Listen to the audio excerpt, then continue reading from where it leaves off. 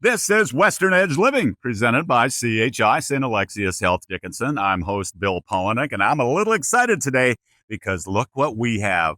Yes, coming soon, Western Edge Living Bling.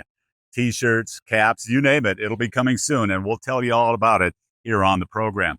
You know, the period between Labor Day and the first day of fall in North Dakota is some of the most gorgeous weather you could ever ask for. There's not a cloud in the sky today here at Legacy Square in Dickinson. I'm just one person here right now, but this summer there were over 5,000 people rocking in this very spot, the bands that were on that stage. And we're going to tell you all about it with organizer Carter Fong, who wears many, many hats, and he's going to tell us about all of them coming up on today's program. So without further ado, what you need to do is call up the neighbors, tell them to turn on the TV, because Western Edge Living, presented by CHI St. Alexius Health Dickinson, starts now. CHI St. Alexius Health Dickinson presents Western Edge Living.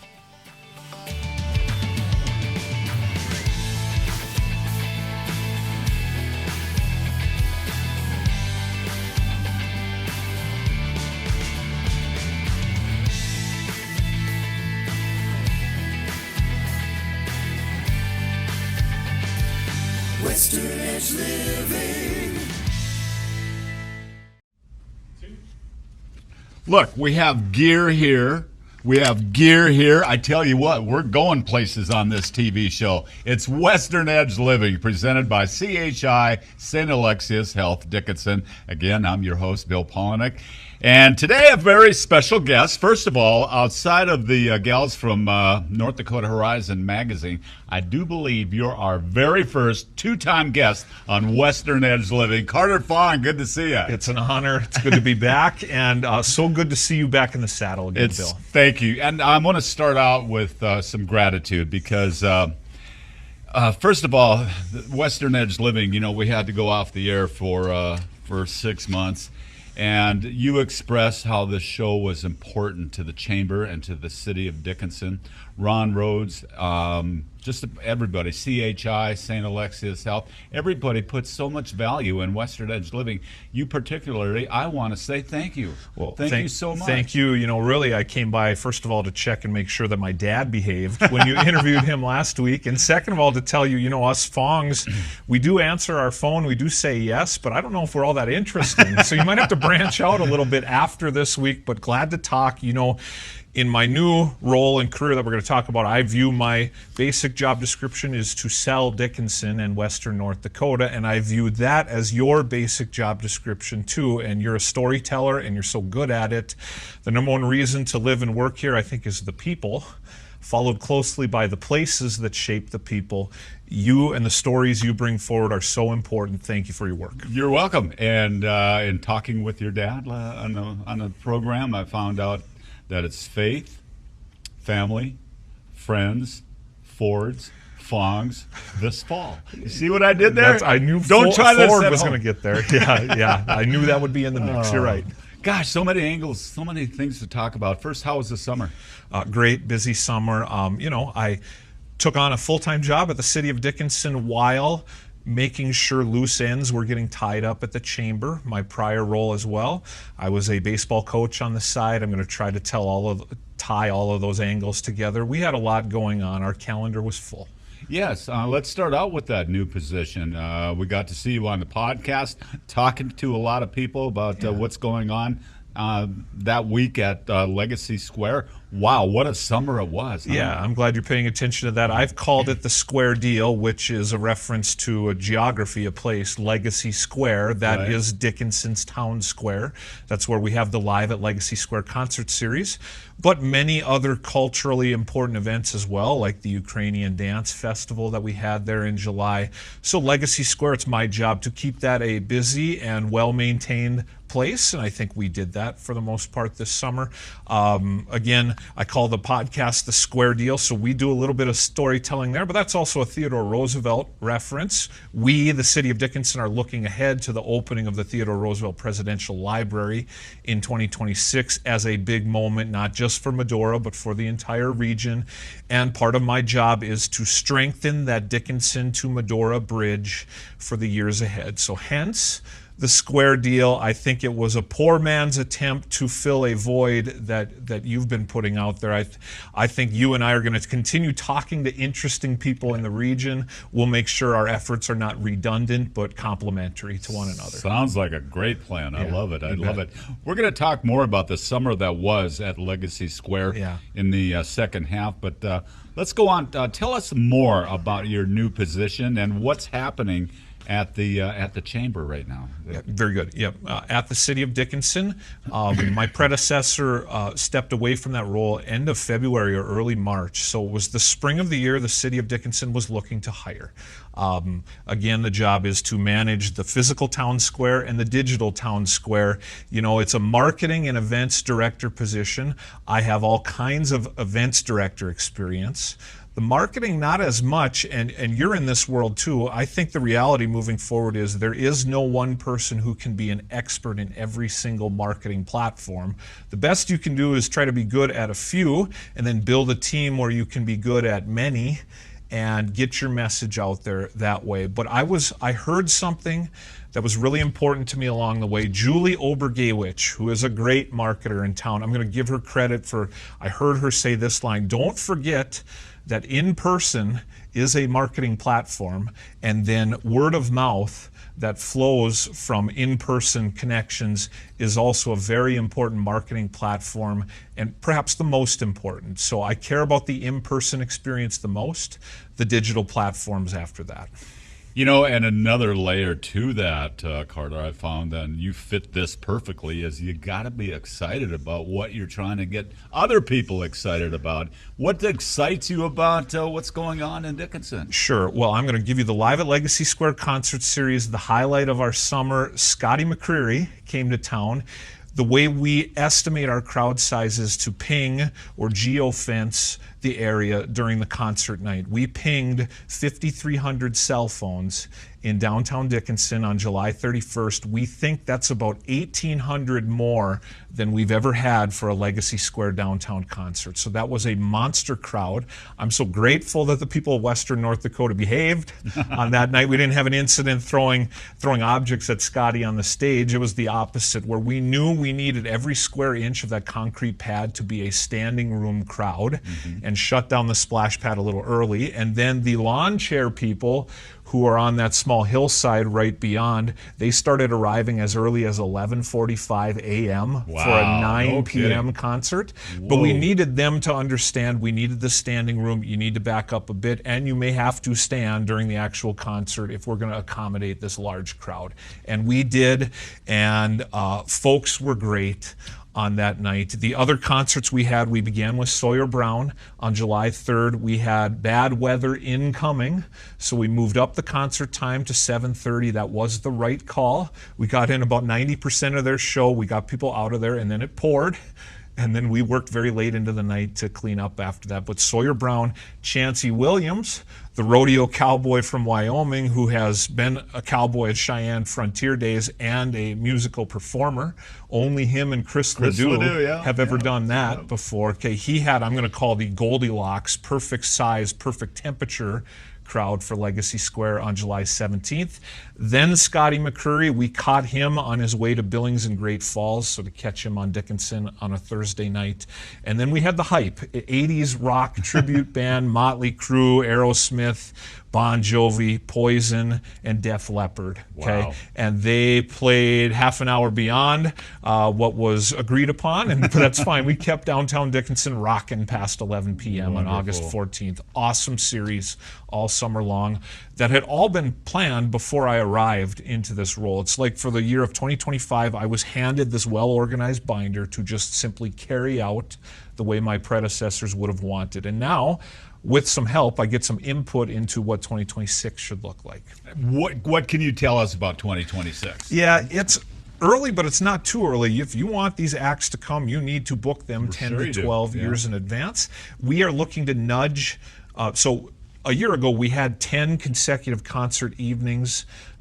They were hit or miss, some better than others. That's too much. They scaled it back to 4 bigger names. We're looking to nudge upward to 5 or 6 concert dates. We like Thursday evenings, but if our opportunity to get someone we wanted was on a different night, we could be flexible. And, that bridge to Medora, we need to know what Medora is planning so that our concert series can be complementary to Right. them. If they are bringing in some artists and it's going to be country genre in a particular week out there, that's our opportunity to rock on our stage, or maybe bring in a PG-rated comedian or other variety entertainment. We are going to work well with our region to plan a concert series that will probably have 5 or 6 dates in 2026. Okay, we'll be sure to Stay tuned.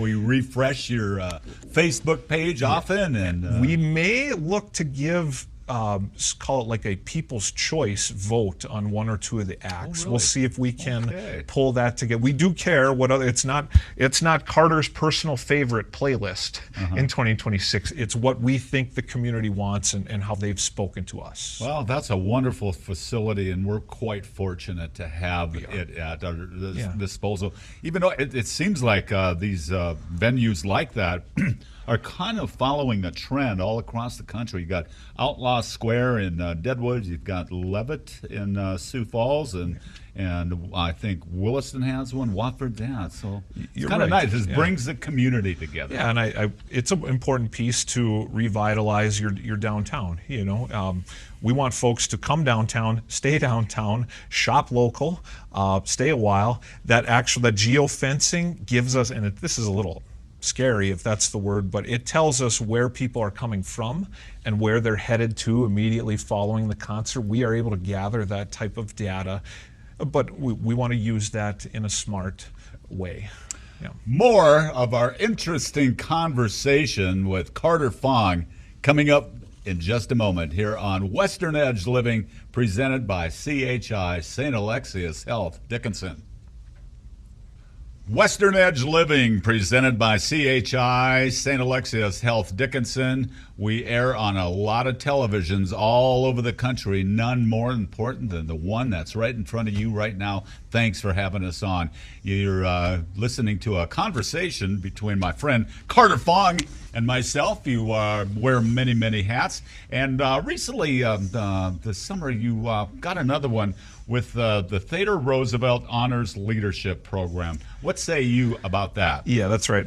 I was having a New Year's Day conversation with my wife on a road trip about the reality that I think we are in the region for the long term.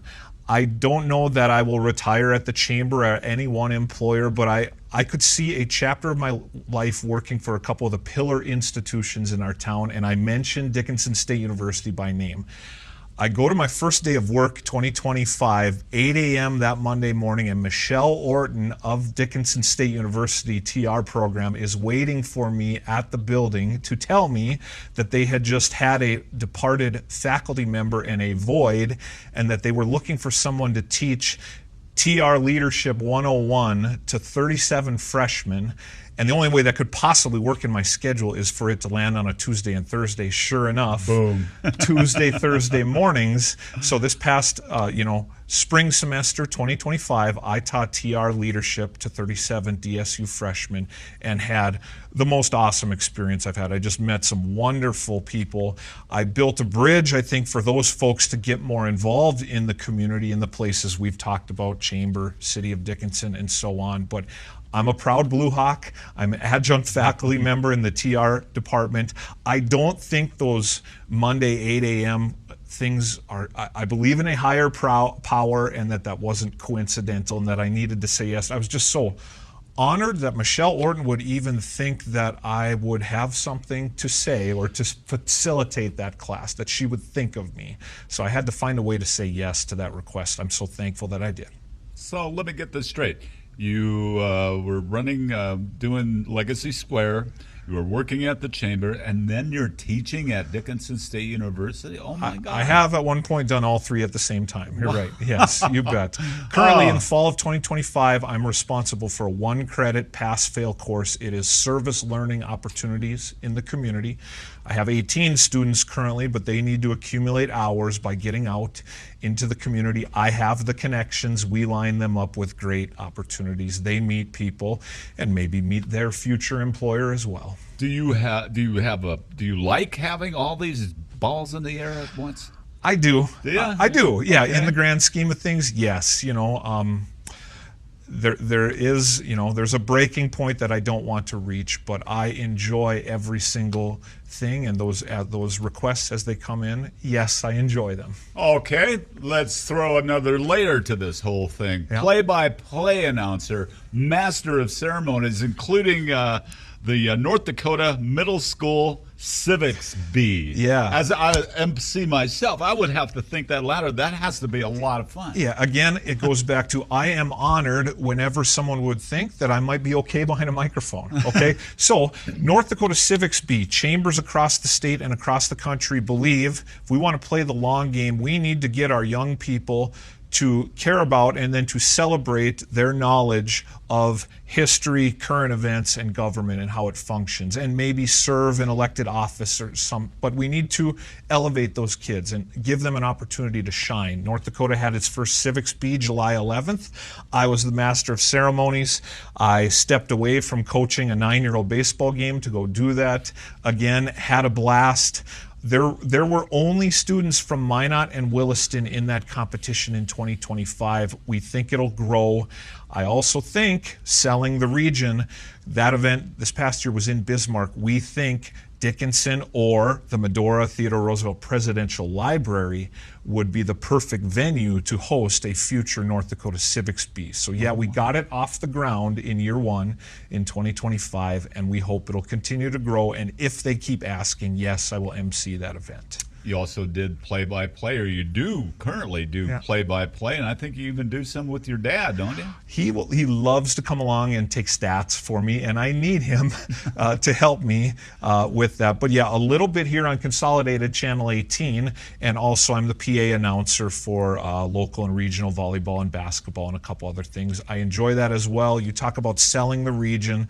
The one thing I care about there is when I walk in, I have that job to do. I am picking up a roster, and I am learning the pronunciation of the names like Polinick, Obergewich, on down the line. Your family name matters to you. I'm going to make sure that name is pronounced correctly into the microphone. I got something to share with you on that. When I first started in radio way in the early 80s, Bob Weiler over at KDIX, he hired me over another guy because I could pronounce the name Obergewich. There you go. Yeah, totally. So yeah, pronunciation is important. And the name Polinick, yeah, you got to do a little research. I've heard about every form of how to pronounce Polinick over the years. And yeah, everybody's got their version of that, but your family name matters to you. Yeah, it does. So, Speaking of that family, your dad, what a wonderful conversation we had. And we went out to that little man cave, that his shop, as he calls it. Sure. And we saw all the chairs with all the grandkids' names.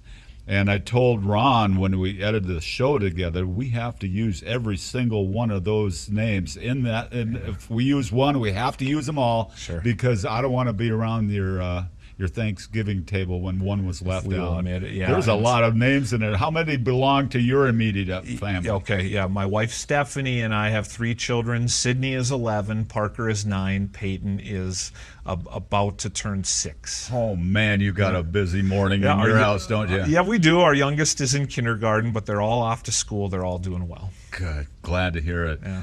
Where are we going? What do you want? What's your vision for the future? What when you think about, I'm going to be getting up there. Where do you want to go? What do you want to do? I think I have a story from my Scotty McCurry night that would tie the whole thing together. Remember when I said in-person versus digital marketing? Yes, I care about the in-person experience the most. That was there was a personal low moment for me within that night that got taken care of very quickly because some strangers were looking out for me. Okay, 5,300 people at Legacy Square. I knew I would have to give up all along coaching my son's baseball team at the state tournament to be at Scotty McCreery instead. The next thing I did on that night is I gave away all of the Scotty McCreery meet and greet VIPs so that other people could have them, and I stepped out of that line to then be the maintenance person during those 15 minutes if something came up. Something came up, my phone lit up, I had to go, there was an overflowing trash can that I had to fill during the Scotty McCreery meet and greet. I pull the liner, a small rip turns into a big rip, and I have 1, 5, 25, 250 cans on the ground.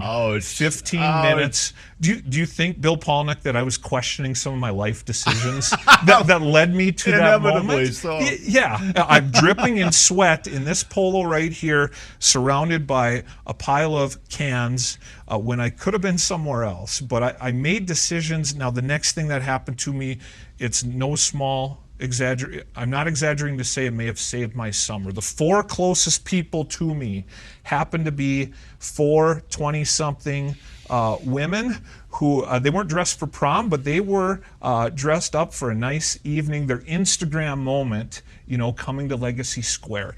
They could have got mad at me for spilling near them. They could have made fun of me. They could have walked away. I start picking up trash cans. They got right in there and started picking up with me too, which is, I would have almost advised them, hey, let me get you some plastic gloves first, at least. But that they had I'm a stranger to them. They don't know the backstory. They don't know the family circumstances. All they know is I'm sweating buckets, trying to do the right thing for other people to have their Instagram moment in Dickinson City Hall, Legacy Square. They helped me, they saved me, and then a different group of people online had my back the following day in an online conversation that was trending negative about Legacy Square. But again, people saw what we were trying to accomplish. They knew we had missed a spot in cleaning up the restrooms that night, but it had taken a Herculean effort between 10:30 p.m. and 1:30 a.m. after Scotty to clean up after that concert. People online and offline saw that. They had my back. I took care of the in-person first, and the online took care of itself. So what you're saying is you're going to get into custodial work in the future. There is no task that is beneath me in the short term if duty calls. All right. I think that is something I believe in. We're going to have you back, man. This is awesome. We have a great conversation. I enjoy your time. Yeah. I enjoyed your dad's conversation. I enjoy yours, and we wish you well going forward. We're going to catch up with you. Well, likewise. I'll be a regular if you want me to. You count on it, okay. All right? You bet. Thanks for watching Western Edge Living, presented by CHI St. Alexius Health Dickinson. We'll see you next time.